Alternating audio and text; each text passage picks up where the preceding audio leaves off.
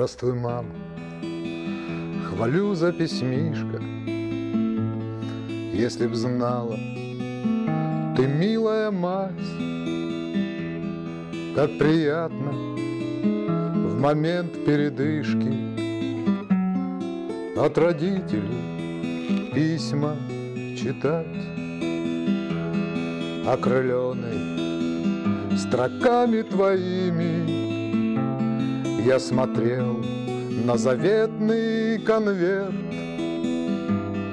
но над нами вдруг в облаке дыма заметалась жестокая смерть, и письмо оказалось в кармане, оборвалась раздумья нить, и пошел я с моими друзьями пьяной своры атаку отбить.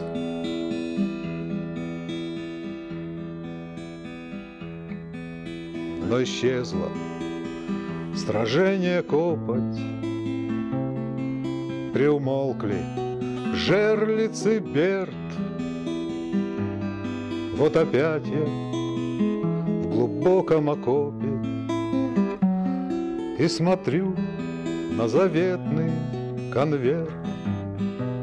Дорогая, я так благодарен за письмо, за такую любовь, что сейчас хоть с фашистскою тварью я жестоко сразиться готов. Пусть туманится даль горизонта и опасность легла впереди, я наказ твой, как знамя на фронте, пронесу в солдатской груди.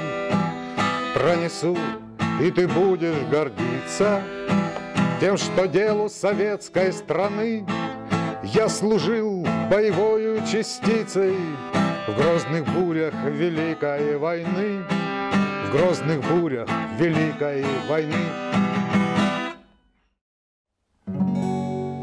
Расскажи и ты.